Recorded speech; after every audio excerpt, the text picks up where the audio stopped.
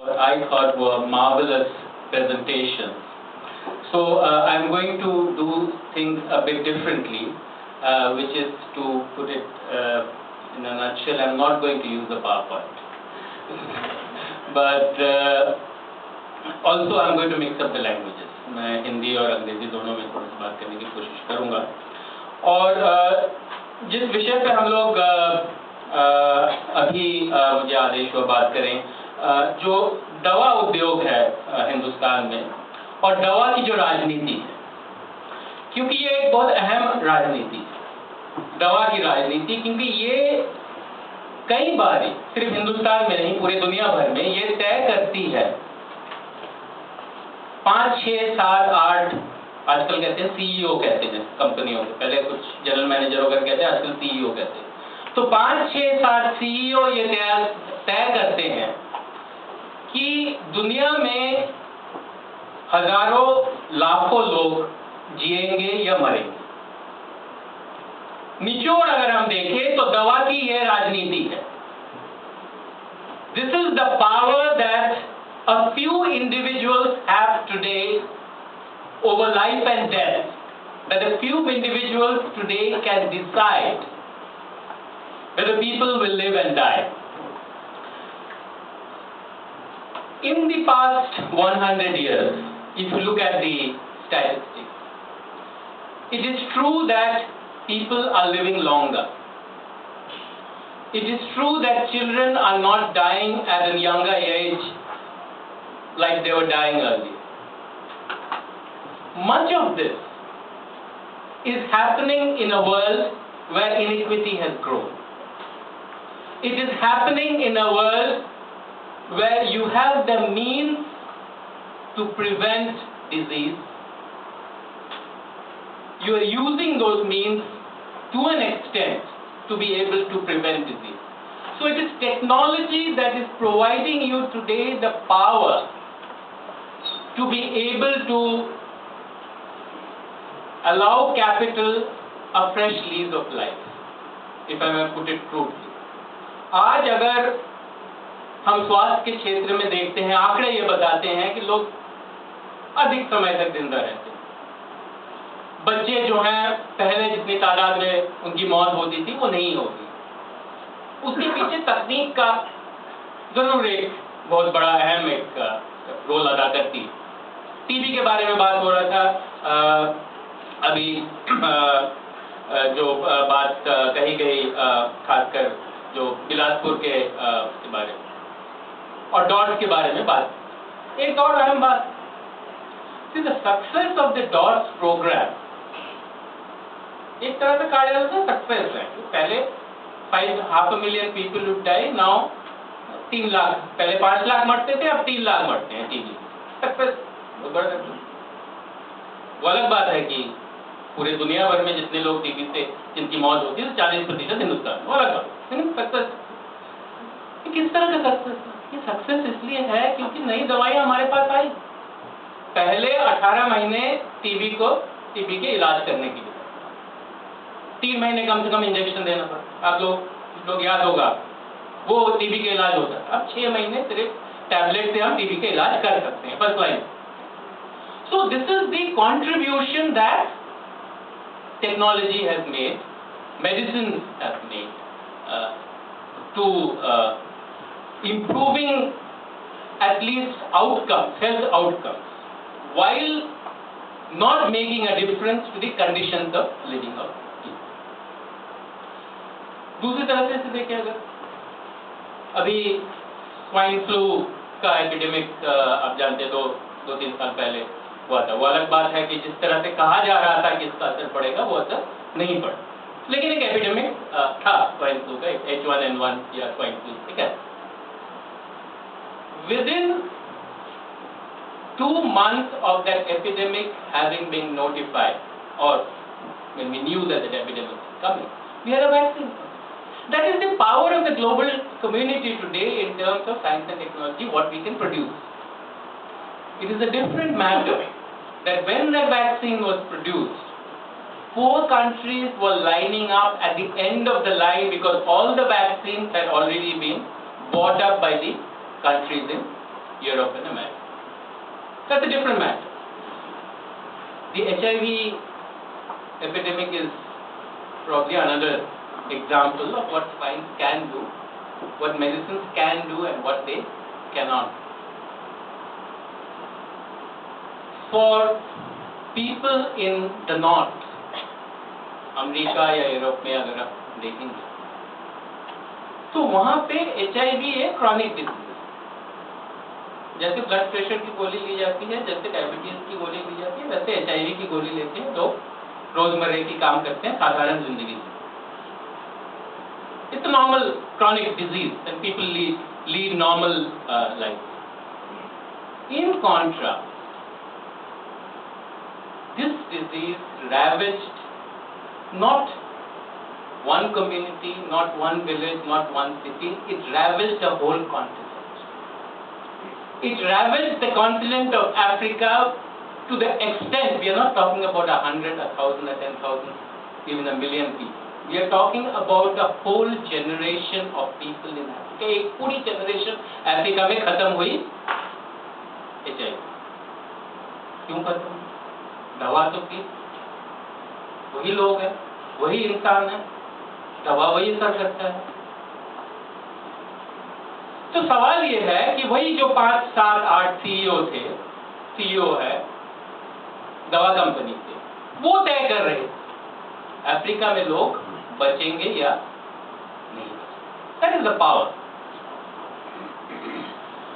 But today, what we can say is that no more can we say we don't have the knowledge to treat a range of diseases.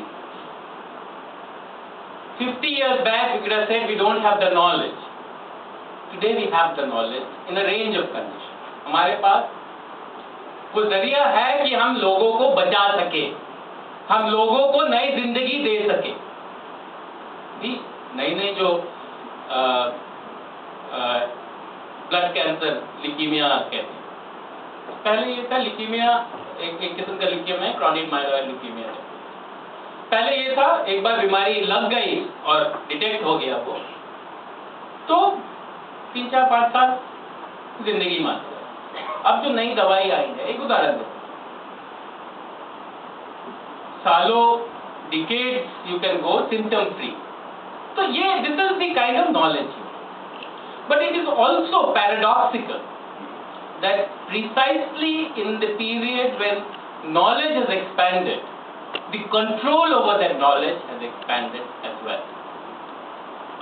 तो जैसे जैसे ज्ञान बढ़ा है, वैसे वैसे कोशिश बढ़ी है कि उस ज्ञान पर हम अपने कब्जा डालें, क्योंकि आज एक हिसाब से देखा जाए तो ज्ञान की पूंजी, and the pharmaceutical industry in that sense epitomizes what control over knowledge can mean, because it means control over life and death. Quickly coming to Hindustan में हम लोगों की स्थिति, एक हिसाब से कहा जाता है कि ये सक्सेस स्टोरी, कि हिंदुस्तान में जो दवा उद्योग है ये एक सक्सेस स्टोरी है, क्योंकि एक लिहाज से सही है कि हिंदुस्तान में जो पूरे दुनिया में जितनी दवाएं बनती है उसकी 10% हिंदुस्तान में बनती है, और तीसरे नंबर पर है हम लोग जो दवा उद्योग अगर देखा जाए, 3rd largest pharmaceutical industry in the world. We export to 200 countries. Successful. Another aspect to it, that India has by far the largest number of people who do not have access. 120 crore में से 80 करोड़ हिंदुस्तान की जनता जो है उन पर दवा नहीं पहुंची। एक तरफ हम ये कह रहे हैं कि सारी दवाएं हम बनाते हैं, हम 200 देशों तक हम दवाएं पहुंचाते हैं, एक्सपोर्ट कर रहे हैं इतने देशों, हिंदुस्तान की जनता को क्यों नहीं पहुंचती? इसलिए नहीं पहुंचती क्योंकि उन दवाओं तक पहुंचने के लिए जो पब्लिक हेल्थ सिस्टम होना चाहिए, जो स्वास्थ्य की व्यवस्था होनी चाहिए, वो नहीं है। बाजार से खरीदना पड़ता है। बहुत ही कम देश होंगे, आप हिंदुस्तान में किसी भी कस्बे में चले जाइए, किसी भी गांव में चले, सबसे पहले आपको क्या दिखता है? दवा की दुकान, दवा की दुकान दिखते हैं। एम्स की चौक पे चले जाइए, दो बड़े बड़े सरकारी अस्पताल हैं, माना ये जाता ना कि अस्पताल में दवाई मिलनी चाहिए ना, यही साधारण बुद्धि से हमें यही लगता है कि अस्पताल जाते हैं तो दवा मिलती है। एम्स की चौक में चारों तरफ इतने दवाओं की दुकान, क्यों? तो बाजार से खरीदना पड़ता है लोगों को दवाएं, जो अभी बात हो रही 40% 50% लोग हिंदुस्तान की ऐसी हैं, भरपेट दवाई खाने का सवाल नहीं है, भरपेट खाना नहीं मिलता दवाई की। So that is the kind of, so the reason why people today are denied medicine in a country which is seen as the pharmacy of the South. This is the phrase used in the access campaign across the world. India is the pharmacy of the South. If there were no Indian medicines, people in Africa, people in Latin America would have died in much larger numbers. It's true. 80% of HIV/AIDS medicines that are used in the world today are made by Indian companies. It's true. But unfortunately, much of those medicines do not reach out. So there is something wrong in the way we approach the medicine. Let us go back a little more. कि ये दवा उद्योग हिंदुस्तान में बनी कैसे, दवाएं कैसे बनानी शुरू की, भूल जाते हैं। इतिहास भुलाना हम लोगों को अच्छा लगता है, एक साजिश भी है, इतिहास भुलाने से बहुत सारी चीजें जो है वो भुलाया जाता है। So forgetting history is also a conspiracy of those in power. In the 1950s, just after independence, drug prices in India were one of the highest in the world in absolute terms. In fact, there was a US Senate committee, की power committee के नाम से America की senate committee थी, उन्होंने कहा था कि ये अजीबोगरीब स्थिति है कि दुनिया का, वो तब तक हम वो शाइनिंग इंडिया नहीं था, तो दुनिया का सबसे गरीब देश, अभी भी गरीब है लेकिन आजकल शाइनिंग गरीब है, तो दुनिया का सबसे गरीब देश, उसमें दवाओं के दाम सबसे अधिक है। 1950 उस समय the Indian government virtually with a begging bowl went to all existing multinational corporations asking for technology to set up companies. नहीं मिला। Finally, Indian Drugs and Pharmaceuticals Limited and Hindustan Antibiotics, both in the public, through help from WHO and UNICEF and then East Germany and Soviet Union, they started production. आजकल सिप्ला और रेड्डीज के नाम सुनते सुनते हम भूल गए हैं कि आईडीपीएल था। आजकल पब्लिक सेक्टर का नाम लेना गुनाह है एक हिसाब से। डायनासोर कहते हैं, dinosaur it ruled over this planet for over 200 million years. Human beings have been on this planet for less than 100,000 years. I don't mind being called dinosaur. But that apart, भूल जाते हैं कि ये public sector थी जिसने दवा बनाना शुरू की, और उसके बाद ये निजी कंपनियां हिंदुस्तान में आई, चाहे वो रैम्बैक्सी हो, सिप्ला हो, कैडिला हो, पेट्रो हो, कोई भी हो। उसके बाद ये एक पहली चीज। दूसरी चीज, एक कमेटी बनी थी 74 में, हाथी कमेटी में,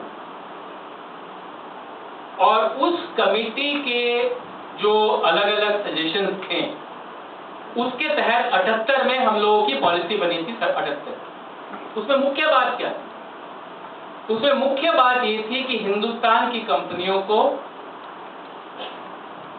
सपोर्ट मिले, और जो बाहर की कंपनी है उनको हम नेगेटिव वे से हम ट्रीट करें।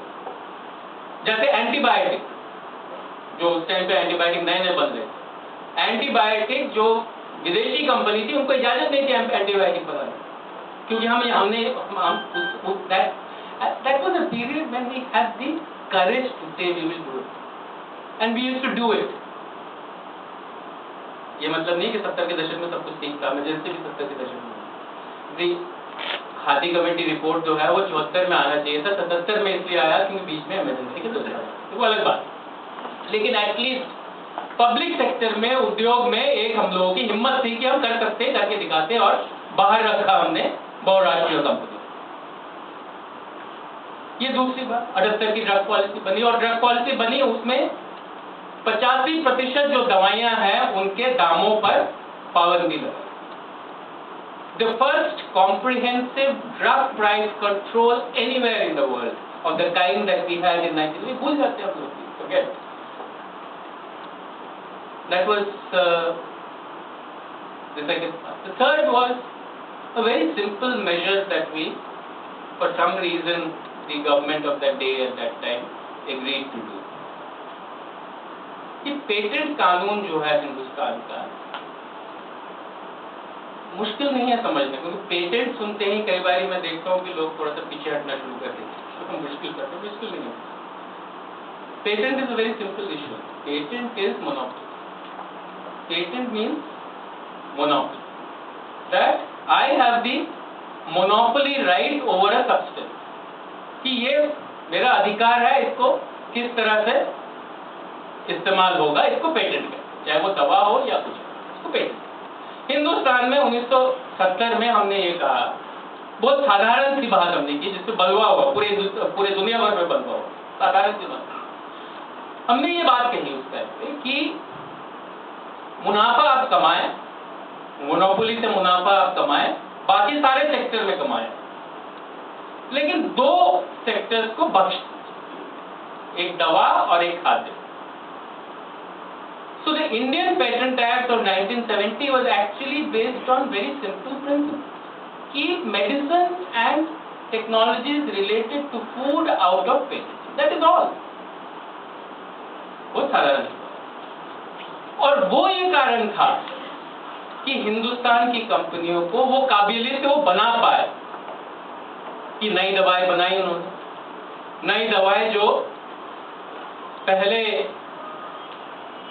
100 रुपए में बिकता था, अब वो 1 रुपए में बेचता। बाद में उसका we saw the impact of the kind of difference that Indian Patent Act made. When the HIV epidemic was at its peak, it would cost $10,000 per year in the late 90s to treat one patient.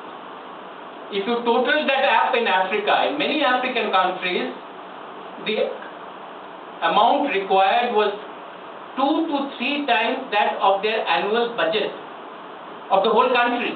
पूरी देश की जो budget है उससे 2-3 गुना जरूरत थी, नहीं कर पाए, इसलिए मौत हो रही थी। At that time, an Indian company, Cipla, said जो आप $10,000 में दे रहे हो वो हम $350 में हम दे। $10,000 $350। So that is what difference the Patent Act made. और कई सारी चीजें थी जिसमें मैं नहीं। अब फास्ट फॉरवर्ड, आज मनमोहन मॉन्टेक की दुनिया में वापस आते हैं।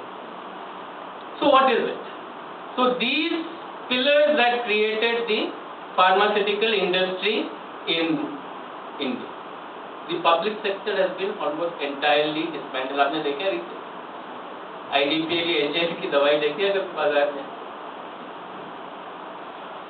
If you go to Rishikesh, वो सोवियत इरा की बनाई गई वो अलग बात है। It is like a town, the IDPL factory. अब वो खंडर रह गए हैं वो अलग बात है, but it is like a town with their own power generating system, their own water system. That is what we created. It is today just a ruin. Tourism के लिए आप लोग जाते हैं देखने की, हाँ IDPL हुआ है। पब्लिक सेक्टर बस, और ये सिलसिलेवार तरीके से पब्लिक सेक्टर को खत्म कर, गहराई में हम नहीं जा रहे हैं, लेकिन आप जानते हैं कि हर क्षेत्र में कैसे वो अभी तो कोयले के बारे में जो बातचीत चल रही है वो क्या है, या एयरलाइंस के बारे में जो बातचीत चल रही है, बट मच अर्ली, क्योंकि निजी उद्योग को हिंदुस्तान में बढ़ावा देना है फार्मा। तो पब्लिक सेक्टर को खत्म किया। दूसरा,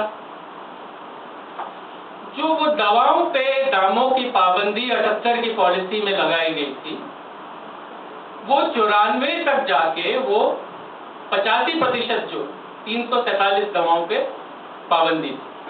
347 drugs were under price control. By 1994, they had been reduced to 74 drugs. And since 1994, वो लिस्ट को कभी रिव्यू किया ही नहीं। तो सिर्फ 74 दवाओं पे ही अब पाबंदी है, और 94 से लेके अब तक आते आते उन 74 में से 15 या 20 दवाएं ही ऐसे हैं जो काम की है आज के दिन। So actually you have no price control. So that is why when you go to buy medicines, the price of medicines, people do not often relate the kind of impact it has on the on people, poor people definitely, but also today middle class people. And it is also true that it is the poor who as a percentage of their income spend much more on medicine. In fact, data shows that out of all the expenditure, out of pocket expenditure that people make to buy healthcare, Hindustan में तो बाजार से खरीदना पड़ता है ना, स्वास्थ्य मिलता नहीं है, दूसरी जगह पर अलग बात है। To buy healthcare, 80% of that is to buy medicine. स्वास्थ्य पे जितना लोग जेब से खर्चा करते हैं, 80% वो दवाइयों को खरीदते। So you can imagine dismantling of the price control system. What is the impact it has had? Medicines are also a strange situation you have. That unlike other sectors where आप खुद अपने मर्जी से जाके 5 दुकान देख के 6ठे दुकान से खरीद सकते, चाहे वो कपड़ा खरीद रहे हो या जूते खरीद रहे हो या खाने पीने के सामान खरीद रहे हो, you can do that. Medicine में आप वो नहीं करते, या तो डॉक्टर लिख के देता है या केमिस्ट आपको बता। तो मेडिसिन ही एक क्षेत्र है जहां ये पाएंगे कि वही दवा, the same medicine marketed by 5 different companies, one costs 100 rupees, the other costs 20 rupees, and the third costs 5 rupees. 20 से 30-40 गुना पर वही दवा और कहीं नहीं होता। आजकल थोड़ा वो ब्रांडेड में होता है मेरे ख्याल से, वही ब्रांडेड कपड़ा जो, but not to the extent that you see in medicine. And the important thing is that the most expensive medicine is usually the one that is sold most in the market. जो सबसे अधिक बिकने वाली दवाई है वो सबसे ज्यादा महंगी है, क्योंकि आप नहीं जानते जिन भाई साहब ने दवा लिखा है उसको पीछे से कुछ मिलता होगा, शायद मिलता है, शायद नहीं। जिस केमिस्ट ने कहा कि नहीं साहब ये ले लीजिए, ये नहीं, वो भी कुछ मिलता है। So medicine prices have this profound impact on the ability of people to actually access treatment. And finally, before I move to my last part, is that in India you have a peculiar situation where 80% of medicines consumed are sold through retail outlets. दवाओं के दुकानों से जाके खरीदना पड़ता है। बहुत कम देश है जहां पे ऐसा। आमतौर पे ये माना जाता है कि सार्वजनिक स्वास्थ्य व्यवस्था ही दवाइयां जो है वहां से उपलब्ध होती है। एक वो फिल्म आई थी सिको, माइकल मूर की एक फिल्म आई थी, some of you have the chance, you should definitely see. वो अमेरिका की स्वास्थ्य व्यवस्था के बारे में वो बनाई थी वो फिल्म, लेकिन हिंदुस्तान से बहुत मिलता जुलता है। कम से कम एक जगह है जहां हम अमेरिका तक पहुंच गए स्वास्थ्य। तो सिक्को में एक शॉट है, बहुत बढ़िया शॉट है कि वो माइकल मूर जो है अपनी टीम को ले जाके फ्रांस में किसी शहर में जाता है और वो कहता है कि ये लोग कहते हैं कि यहाँ पैसे नहीं देने पड़ते, ये संभव नहीं, ये संभव नहीं है कि पैसे ना देना पड़े। अमेरिका में तो होता नहीं, बिना पैसे का कैसे इलाज। तो वो पूरी कैमरा जो है वो अस्पताल में घुमाता है, कहते कि मैं तो कहीं नहीं मिलता पैसे कोई ले रहा हो। तो फाइनली फाइंड द काउंटर, एक काउंटर है जहाँ पे कुछ पैसों का लेन देन चल, तो जूम इन करता है उसका कैमरा कि हाँ ये सब बकवास की जाती है, अमेरिका को बदनाम किया जाता है, ये हर जगह पे पैसे लिए। तो फिर वो जूम इन करता है, but they are not taking money, they are giving out money. वो पैसे ले नहीं रहे हो, दे रहे हैं। देन इसे explain that these are people being reimbursed for the travel that they have incurred to come to the hospital. So this is the kind of entitlement. आज वो यूरोप में खत्म हो रहा है, वो अलग बात है, जो पूंजीवाद की एक संकट है उसके वजह से वो चीजें वो अब बरकरार नहीं रख पा रहे, वो अलग बात है। बट ये लगभग दुनिया में कम से कम आधी दुनिया में, यूरोप की बात छोड़िए, श्रीलंका में जाइए, श्रीलंका में जाइए, कोलंबो में जाइए, हमसे कहीं छोटा देश है, दावा नहीं करता कि वो शाइनिंग है, लेकिन 90% लोग जो स्वास्थ्य सेवाओं को उपलब्ध करते हैं वो पब्लिक हेल्थ सिस्टम से। तो खैर, तो ये जो दवाओं के दामों का असर है, और आखिर में जो हमने खत्म किया, मेरे ख्याल से अभी के जो राष्ट्रपति हैं उस टाइम पर वो हमारे वो कॉमर्स मिनिस्टर थे। 1995 में एक गुग्गी लगाई गई on behalf of the Indian people, the rights of 100 crore people were signed away in the WTO। तो विश्व व्यापार संस्था की जो वो ट्रीटी पे जब दस्तखत किया हिंदुस्तान ने, तो 100 करोड़ लोगों की जिंदगी पे एक धब्बा लगा। कई अलग अलग क्षेत्रों में उसका असर आज देख रहे हैं, चाहे वो एग्रीकल्चर में हो, चाहे वो उद्योग में हो, हेल्थ वॉज वन, जिससे हमें मजबूर होना पड़ा कि हम अपने पेटेंट कानून को बदले और ये दुनिया के इस नियम को माने कि मुनाफा ही सबसे अधिक जरूरी है और हर चीज पे मुनाफा लागू होगा और मोनोपोली लागू होगा। यही पेटेंट है। अभी यही बात, पेटेंट इज मोनोपोली और मोनोपोली से मुनाफा। तो ये जो ट्रिप्स एग्रीमेंट जो WTO का पार्ट था, उसका एक ही शिक्षा कि दुनिया में मुनाफा ही सबसे अधिक है, मुनाफा नहीं है तो ये दुनिया, ये हमने माना है। तो कहने का मतलब ये है कि वो जो तमाम चीजें थी जिससे हिंदुस्तान में एक दवा उद्योग बनी, जिसके वजह से ये कहलाया गया कि ये फार्मेसी ऑफ द साउथ है, वो तमाम चीजें जो है अब धीरे धीरे वो खत्म कर, और आज की जो मौजूदा स्थिति है उसके बारे में 2-4 बातें करके मैं खत्म करता हूँ। तो प्राइसिंग के बारे में तो मैंने बात रख ही दिया, प्राइस कंट्रोल खत्म कर दिया। एक समस्या ये आई कि सुप्रीम कोर्ट के सामने आइडियन और कुछ और संस्थाओं ने एक पब्लिक इंटरेस्ट लिटिगेशन रखा। So as a result the supreme court ordered that the government should take steps, अभी about a year back, should take steps to control the prices of all essential drugs। तो फंस गए, लेकिन फंसने के बाद भी वो रास्ता बड़ा मजेदार निकला। They announced a draft policy in which they said we will move from the cost-based pricing to the market-based pricing।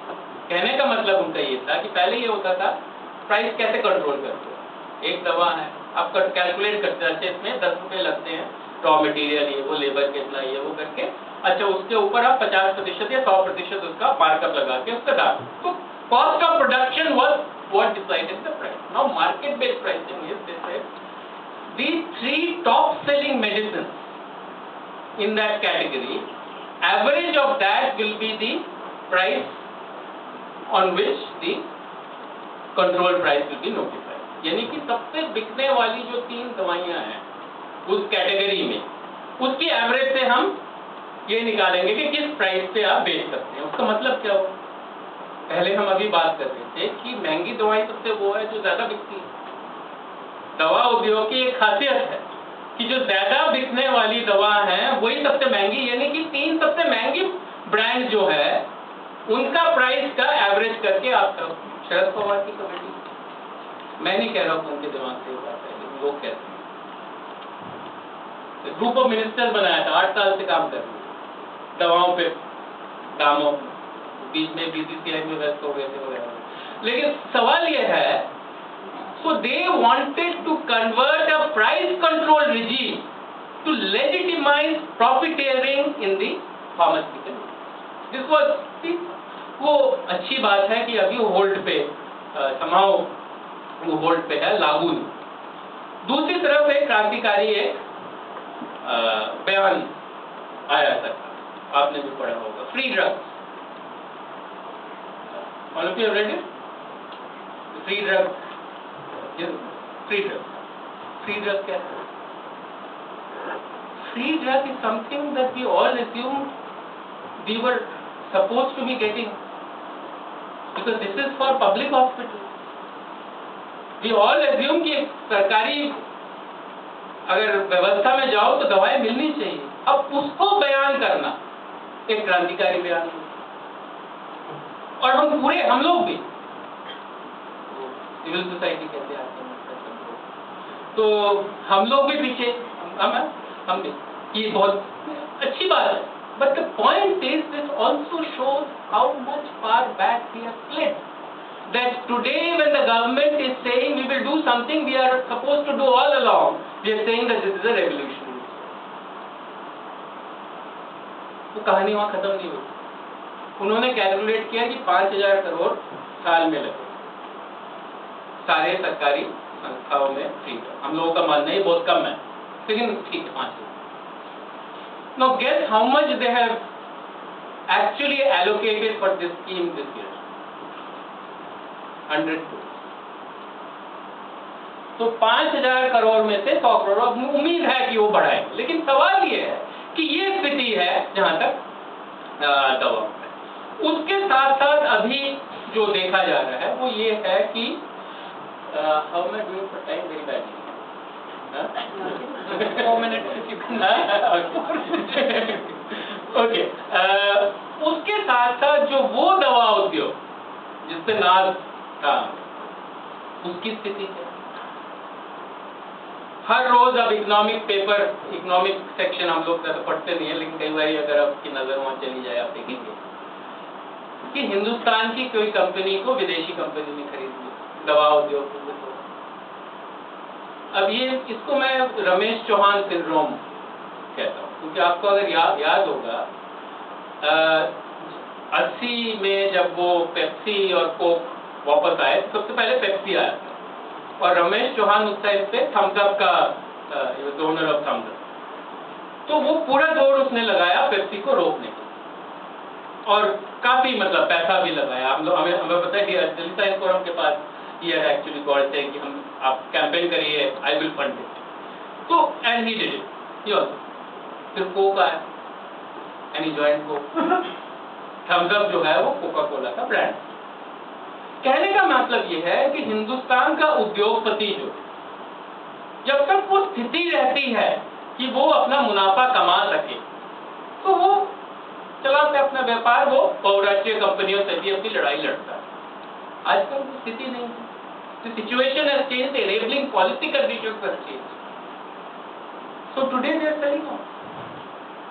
So the great pharmaceutical industry that we had, and in many ways it was great.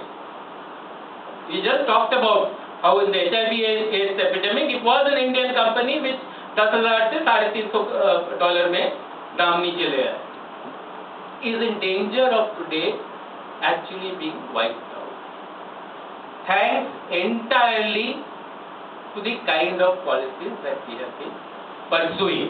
in these. I'll finish with, because Nuremberg का जिक्र हुआ था, there was Nuremberg trials जब चल रहे थे तो उसका एक पक्ष वो था जो Nuremberg एक पक्ष ये था कि सेकेंड वर्ल्ड वॉर में कंसंट्रेशन कैंप में जो ट्रायल्स किए जाते थे, दवाओं के ट्रायल्स ऑन प्रिजनर्स जो किए जाते, and America was in the forefront of actually pushing those trials. So in the 1947, it took 60 years for the world to realize that the same United States, which was at that time in the forefront in trying to get those people convicted in the Nuremberg trial, was at that very same time conducting its own clinical trials in South American countries among people who did not have rights. America was also the country where the largest number of clinical trials used to take place because they used their prison population.